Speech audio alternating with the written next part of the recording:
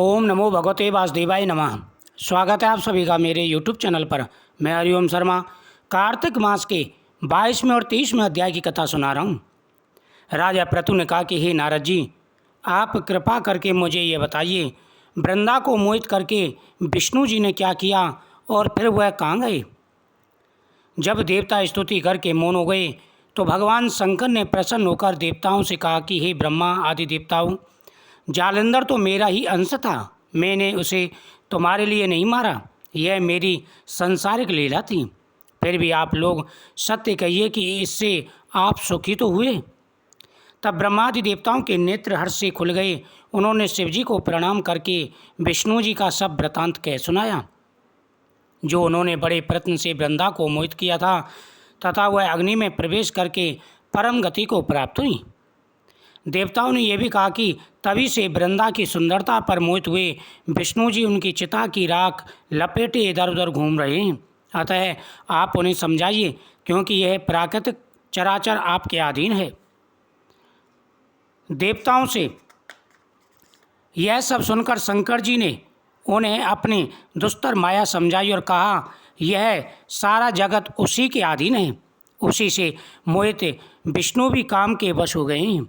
परंतु महादेवी उमा त्रिदेवी की जननी सबसे परे वह मूल प्रगति परम मनोहर और वही गिरजा भी कहलाती हैं।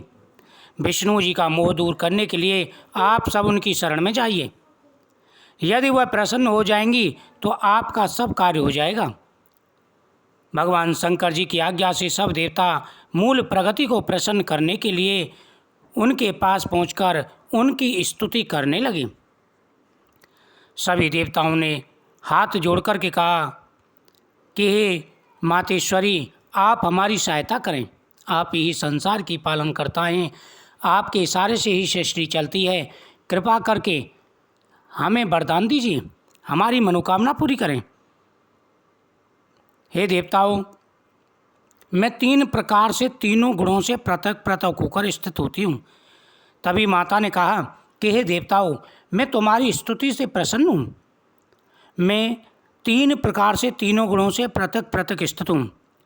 सतगुण से गौरी, रजोगुण से ज्योति रूप हूँ तथा आप लोग मेरी रक्षा से यदि सादर उन देवियों के पास जाओ तो वह तुम्हारी मनोरथों को अवश्य पूरी करेंगी। यह सुनकर देवताओं के नेत्र खुल गए। वह भगवती का आदर करते हुए गौरी, लक्ष्मी और सरस्वती को प्रणाम करने लगी। सब देवताओं की भक्ति पूर्वक प्रार्थना से वह सब देवियां प्रकट हुईं। सभी देवियों ने खुश होकर निवेदन किया। तब देवियों ने कुछ बीज देकर कहा, इन्हें ले जा कर के दे दो, तुम्हारे सब काम सिद्ध हो जाएंगे। ब्रह्मादि देवता उन बीजों को लेकर विष्णु जी के पास गए। वृंदा की चिता भूमि में डाल दिया, जिससे धात्री, मालती एवं तुलसी प्रकट हुई। विष्णु जी ने यों ही उन स्त्री रूप वाली वनस्पतियों को देखा, वह उठ बैठे। कामासक्त से मोहित हो उनसे याचना करने लगे। धात्री व तुलसी ने उनसे प्रीति की तो विष्णु सारा दुख भूलकर देवताओं से नमस्कृत हो अपने लोक को चले गए। वह पूर्वत सुखी हो शंकर जी का स्मरण करने लगे। यह आख्यांत शिवजी की भक्ति को देने वाला है, सभी की मनोकामनाएं पूरी करने वाला है। इस प्रकार से कार्तिक मास का 22वां अध्याय संपूर्ण हुआ। कार्तिक मास का 23वां अध्याय। नारद जी ने कहा कि हे राजन, इसी कारण से उद्यापन में तुलसी की जड़ में भगवान विष्णु की पूजा की जाती है। तुलसी का मूल प्रदेश भगवान विष्णु को प्रसन्न करने वाला है। हे राजन, तुलसी का पौधा जिस घर में वर्तमान है वह घर तीर्थ स्वरूप है और उस घर में यमदूत कभी नहीं आते। जिस घर में तुलसी की पूजा की जाती है वहाँ पर साक्षात भगवान विष्णु का वास होता है।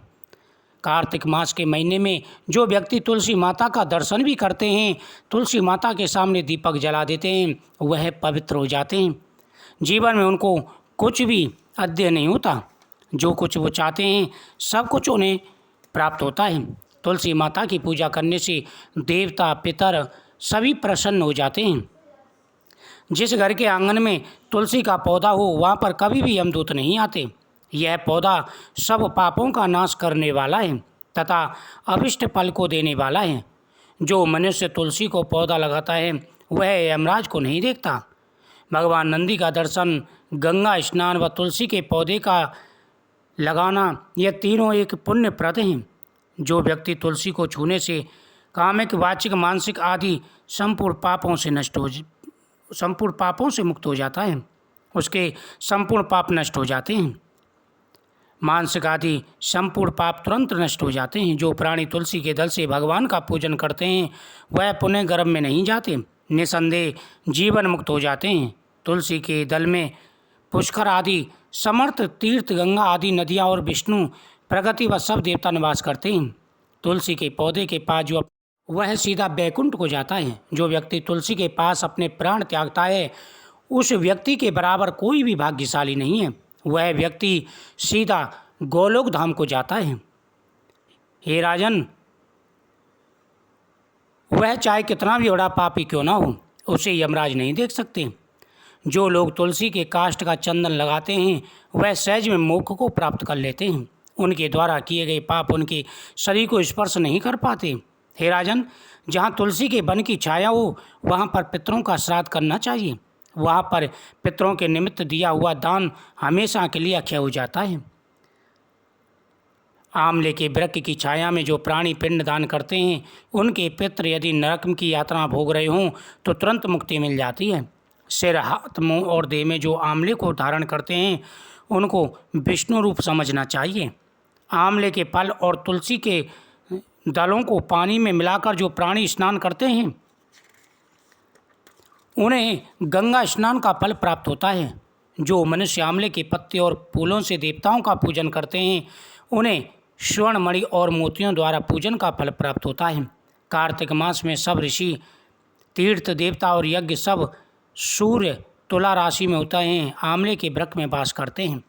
जो मनुष्य द्वादशी तिथि को तुलसी दल और कार्तिक में आंवले का पत्ता तोड़कर भगवान को अर्पण करते हैं, भगवान शिव को अर्पण करते हैं, भगवान विष्णु को अर्पण करते हैं, भगवान विष्णु को तुलसी पत्र और शिव जी को आंवले के पत्ते अर्पण करते हैं, वह सीधा बैकुंठ धाम को जाते हैं। जीवन में कभी भी उनको किसी भी प्रकार का कोई कष्ट नहीं होता।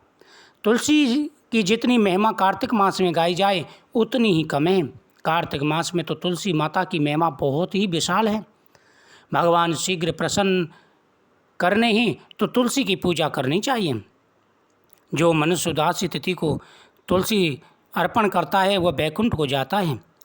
जो कार्तिक में आंवले की छाया में बैठकर भोजन करता है उसके अंत समय में सभी दोष नष्ट हो जाते हैं। कार्तिक में जो आंवले की जड़ में विष्णु जी की पूजन करता है उसे भी श्री विष्णु क्षेत्र का पूजन का फल प्राप्त होता है।